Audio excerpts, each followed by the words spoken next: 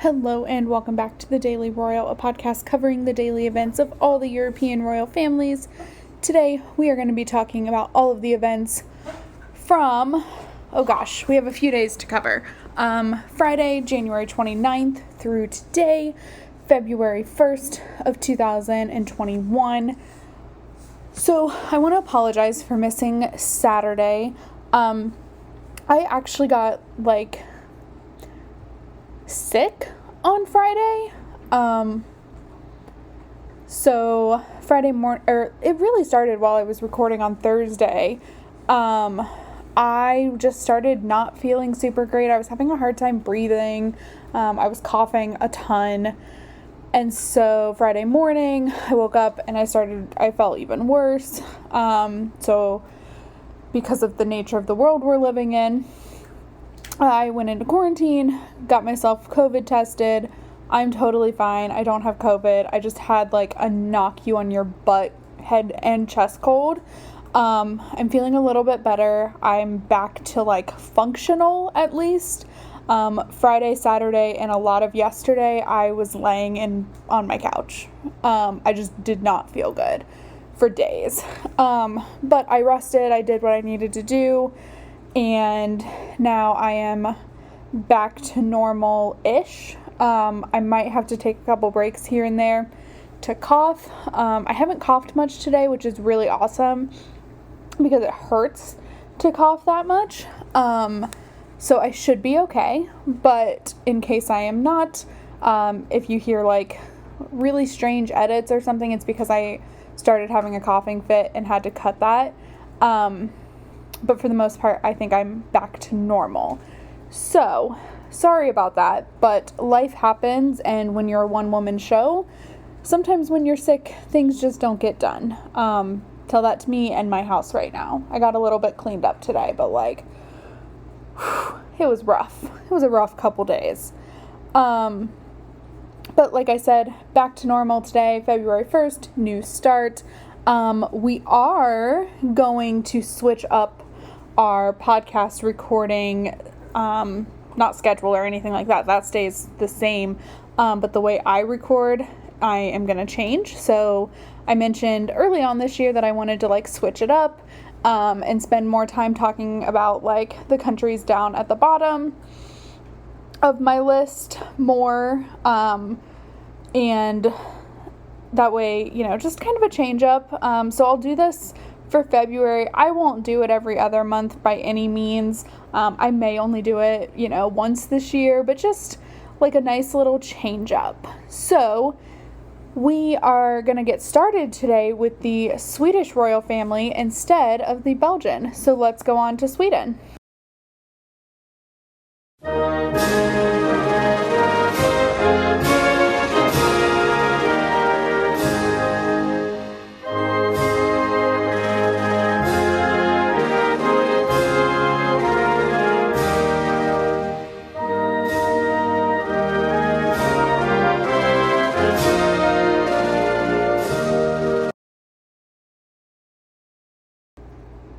The only problem with starting from the bottom and working our way up is that the way my recording template and everything is set up is all alphabetical, so things take a little bit longer. It takes me a little bit.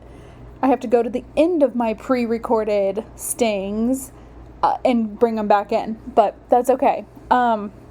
So we are starting with the Swedish royal family today.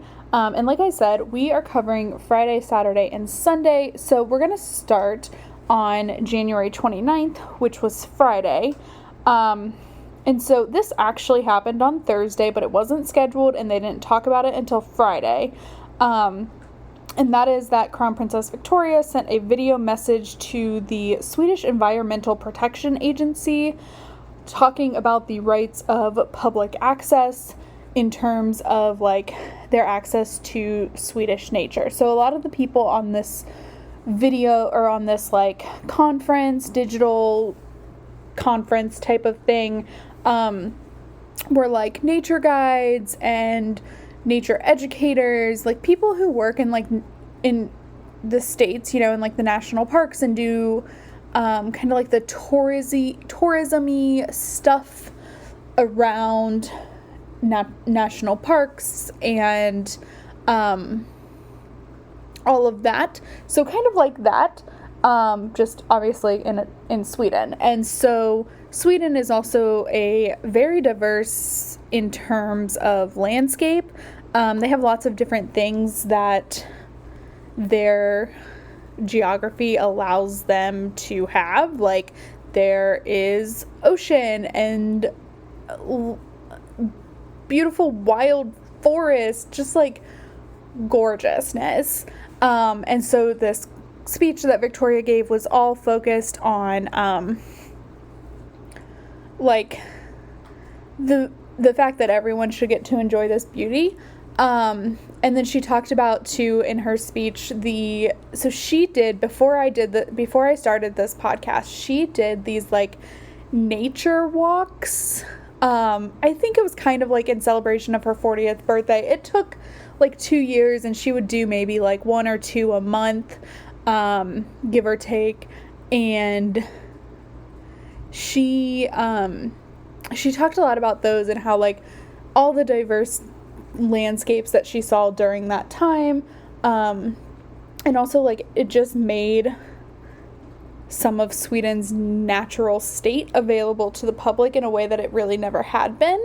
And so like she talked about that and how she really enjoyed that and seeing all that Sweden had to offer. So that was the first event, and that was on Friday. Also on Friday, Crown Princess Victoria participated in a digital meeting with representatives of the organization WaterAid, which is an organization providing clean water to developing countries. And during this call, they were obviously talking about like the main goal of WaterAid, as well as how WaterAid and its work has been affected by the pandemic, as you know, everything in the world has been. So that was all Friday's stuff. Saturday there was nothing, and then Sunday, so this is just like super cute. On Sunday was the World Handball like Championship, World Handball Cup Championship. Okay, I'm not exactly sure what it's called. I do know that handball has like, I don't like sports. I don't like really any sport. I kind of like American football, but not really. I think I only like it for like its community aspect. But I have a deep detest for European football or American soccer. I like some sport. I like volleyball. I don't mind baseball. But like handball is it's soccer or European football without the feet. I mean, it's literally the same game, just with using your hands instead of your feet. It's the exact same. But I love handball for some reason. I think it's because it's like not an American thing, which makes me like it.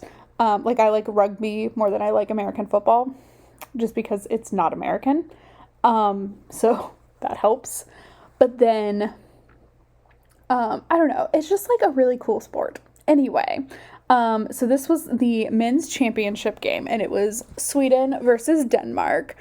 And right before the game started, both the Swedish royal household and the Danish royal household released photos of Crown Princess Victoria and Crown Prince Frederik, respectively, talking to each other on the phone with like it was just a picture of them talking on the phone. Like, Crown Princess Victoria had her entire family with her. So Prince Daniel, Princess Estelle, and Prince Oscar were all in the photo too. And then it was just Frederick all kind of by himself. But it was just like this perfect connected moment that you don't get a lot. So it was just really lovely to see that. So unfortunately, the Swedes came in second, so they did not win the match. But I did watch, so I watched probably like half of the first half, and then I started watching the second half, but I didn't finish it. I caught the end of it. It was on, but like I wasn't paying a lot of attention. So the Danes came home victorious, but it was just like a really cute, like connected moment. So that's what was going on Sunday, the 31st. And then there was nothing today. So with that, we are going to go ahead and move on to Spain.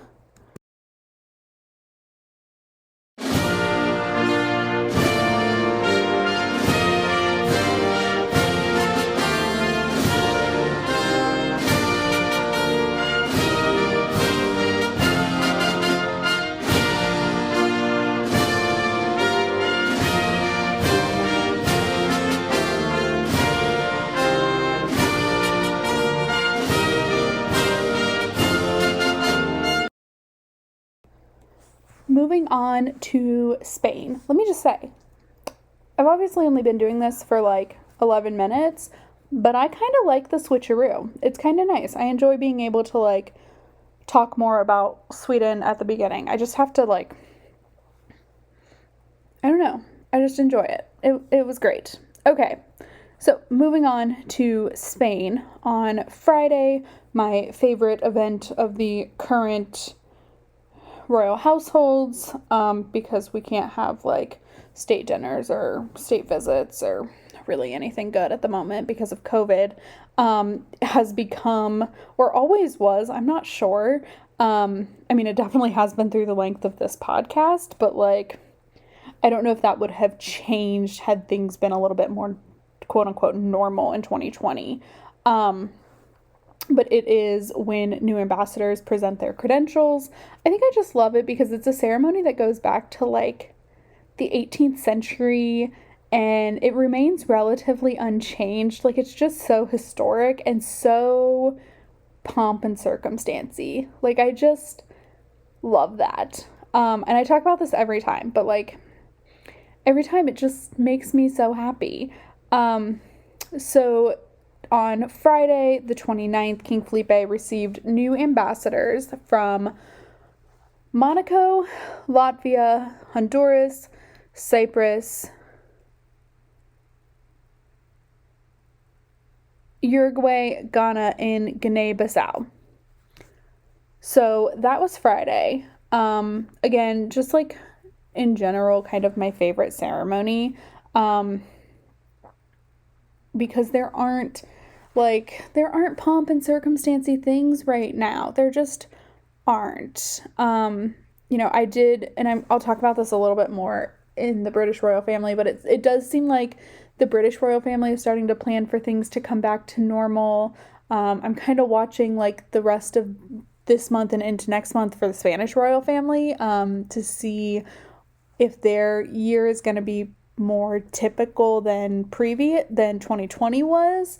But we'll see. It's an ever-changing world and an ever-changing pandemic, and it's just impossible to keep up with, to be completely honest. So that was all on Friday. And then Saturday, King Felipe actually celebrated his 53rd birthday. Nothing really spectacular happens with the Spanish royal family when they're celebrating birthdays.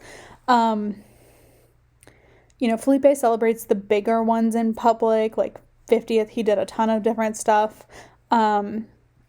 Sometimes they'll be spotted having dinner or something out in Madrid, but like that hasn't happened, especially this year. So there really just wasn't anything to talk about, but he turned 53, which was, great. Happy birthday to him. And then we go into Sunday. So we're going back to handball. So really this has nothing to do with the royal family. I just wanted to mention that the top three, so gold, silver, and bronze, were all in monarchies that I talk about every day. So Sweden and Denmark obviously played for silver and gold respectively, but Spain won bronze during that World Handball Cup thing competition. And so the royal household did tweet about it, so it makes it royal adjacent. I didn't watch that game, but it was between Spain and France, and Spain won, which gave them the bronze, which was awesome. So that brings us into today on Monday, where King Felipe held another series of audiences at the palace. So first, he held an audience with the new class of state auditors. These are obviously the people kind of in charge of the country's finances. I mean, like kind of the day-to-day work, like the career auditors. Next, he held an audience with representatives. I found this one to be like the oddball of the bunch, but he held an audience with representatives of the Public Affairs Consultancy Group, Llorente and Cuenca, for the celebration of their 25th anniversary of being in business. I just found that to be like interesting. And then finally, King Felipe held an audience with representatives from the General Council of the Association of Spanish Administrative Managers. Yep. So lots of boring audiences today, but like those definitely serve a purpose, especially for the people in them. For a state auditor, or I think last week it was like, I can't remember what was sworn in, but like sometimes the new career diplomats will get sworn in. They definitely do by the king. Like, it's just a thing that happens in especially Spain's monarchy. Like, King Felipe is very much a part of like the day-to-day actions. Not really, that's not the best way to phrase that, but like it's a ceremonial thing that is really important to the people maybe who work in these positions. They swear to uphold the Constitution, which of course is a new constitution. It's a constitution for a constitutional monarchy that is new. So the monarch has a big role to play in all of that. And plus, like, unless you're staunchly anti-monarchy or Republican, which is, if you don't know, and I say that in Europe, especially in monarchies, that means something very different than it does here. A Republican is someone who's anti-monarchy, which, like, at the core is how this American Republican Party started, but like has it strayed. But like when I say Republican, I don't mean American Republican. Typically the people who are anti-monarchy and or quote unquote Republicans in other countries are very, very liberal. So when I say things like Republican, I don't mean American Republicans unless I'm talking about American politics, which I do, but not all that often. I just wanted to preface that. But anyway, what I mean is, even for those people, like, it means a lot to just be sworn in or to have like a face-to-face with the king. Okay, so that was Spain over the past 4 days. And now we are going to go ahead and move on to Norway.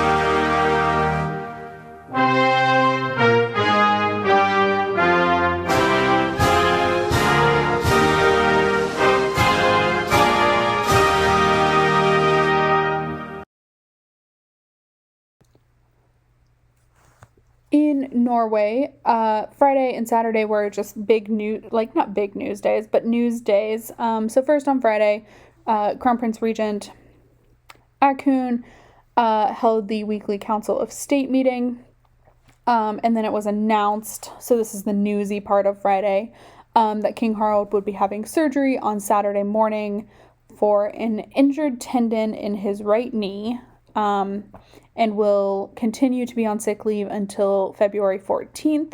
So this comes after the announcement on Thursday that he was on sick leave due to some pain in his leg.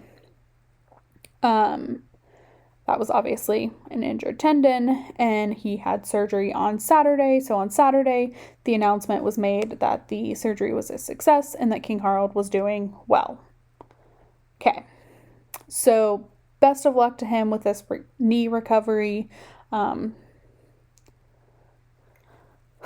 It's just been a rough year now for Norway, over a year. Okay. On Sunday, there was nothing, and then today, so serving in the Regency, Crown Prince Haakon held an audience with the Chief of the Home Guard. So this is something that was on King Harald's schedule, but of course now is on Haakon's as he is serving as regent. And for those who are new, a regency, so regencies are not, sometimes they're announced, but not always. In Norway, they are pretty much always announced. In Denmark, they're almost always announced.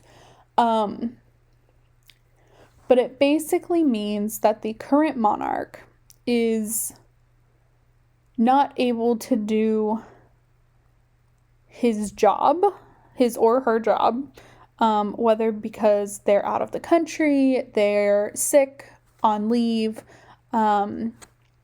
they're on like a private vacation and just don't really want to do their job at the moment, they will put in place a regency, which in Norway's case almost, I think, always goes to Haakon. I don't think it's ever gone to anyone else. In Denmark, it can go to a few different people. It most frequently will go to Crown Prince Frederik in Denmark, but sometimes Queen Margrethe's sister will take it. Crown Princess Mary is able to be serving as regent, so it's more expansive there. I think in the UK, it's like the first 6 in line can serve as regent. So I think it's all of Queen Elizabeth. I think what it is, and they all have to be adults, obviously, but I think it's all of Queen Elizabeth's children and then William and Harry, I think. But that could be wrong. And then those are kind of the only ones where it's like super obvious. There aren't a lot of regencies done in Belgium because they don't have an adult heir. Well, now they do, but they didn't up until, a year and a half ago. In Spain, definitely there's no option for regency. And I don't know about the Netherlands or Sweden. Sweden never announces it, to my knowledge. But anyway, so that's what a regency is in a nutshell. So that was what was on King Harald's agenda that Haakon took over. And then also today, Haakon held like a digital visit to a ship where he went to sea on a sea voyage. So he met seafarers on board and was able to talk about all of the experiences they have had during the pandemic. So I don't remember where I saw this. I think it was just like the translation of the Facebook caption or something. But, people who work on a boat can't work from home. Like, they have to work from their ship. So COVID restrictions are a lot different in places like that. So that was something that Haakon was talking about a little bit more. And really that is what was going on. So that's the weekend in the Netherlands. It was a lot of news and a lot of changing of the schedule a little bit. And so for the next 2 weeks, we'll talk about Crown Prince Regent Haakon. And it's happened before, so we'll keep getting used to it. Okay. So we're going to go ahead and skip the Netherlands. So the only thing that there was on Friday. King Willem Alexander held a Circle of Commissioners meeting where he met with three of the commissioners from three different provinces in the Netherlands, but they don't release any of that information, so there's not really a lot to talk about. And then Saturday, Sunday, and Monday, there was really nothing. So that's what was going on there. And now we are going to go ahead and move on to Denmark.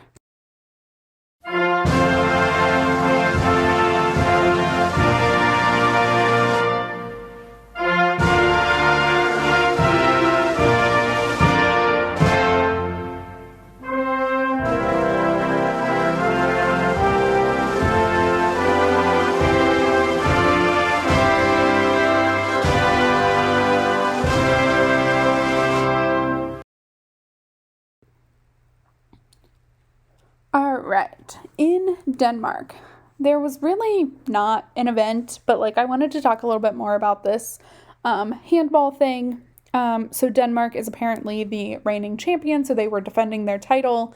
Obviously, they did that successfully, as we learned from talking about Sweden just a minute ago.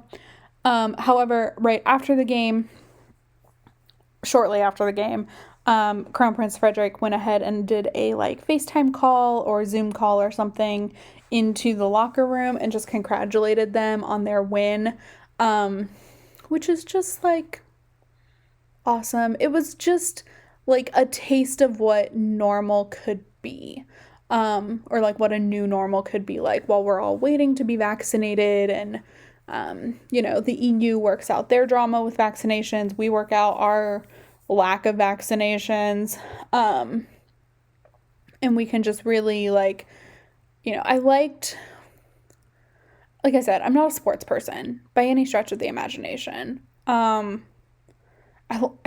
go for some Olympics, but like I don't think I watch the Olympics because of the sport. I think I watch it because it's like the whole world is literally coming together, so I like doing that. But like this was just like, I like handball. It's a nerdy sport to watch for me. Like it's not an American sport. I think it might exist, but like not on the mainstream. So I like watching it. But it felt kind of great. Like I said, I don't like sports, but it was like kind of awesome to watch this sport take place. So that was just like a really cool kind of thing. So I really enjoyed that. And then like Frederik dialing into the locker room, like my presumption is that he probably would have been there. Maybe. I mean, maybe not, but like I'm fairly certain that Crown Princess Mary has gone to a handball competition. I'm pretty sure she went with King, like it was held in Spain and King Felipe was there too, I think. Like it's a potential thing, but like obviously you can't because there was no audience. There were no spectators, which was oddly amazing. Like I kind of liked it. I could just focus without listening to cheering. So that was kind of cool. But like it just felt like a new way to do something very conventional is what I liked about it. So that's like my little rant on handball. I'm pretty sure you can find the games online now, or at least highlights, and you can learn what handball is if you're not familiar. It's just like a really cool, different sport, especially if you're American and you only really think like of football, baseball, and basketball as sports. Like this is just and soccer. If you're American, yes, I know we call it soccer. I know. But like it's just like an additional sport that's kind of cool. So that's what was going on in Denmark.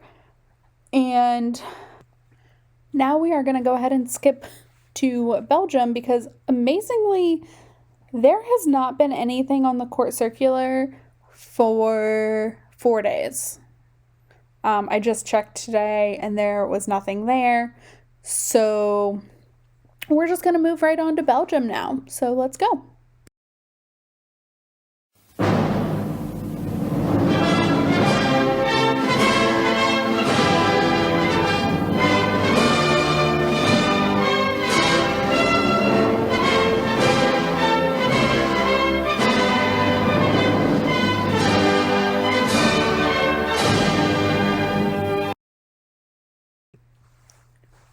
And we are finishing off in a weird change of events.